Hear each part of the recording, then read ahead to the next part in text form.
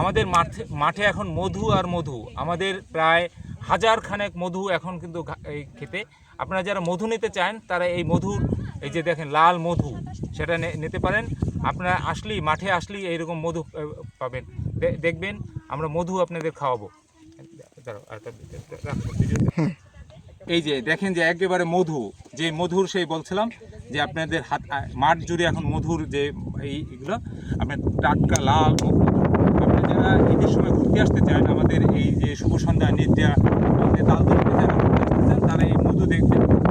মধু খেতে হলে আমাদের সাথে যোগাযোগ করুন, আমরা আপনাদেরকে ঘুরাবো, দেখাবো এবং তালতলির পর্যটনকে এগিয়ে নেব।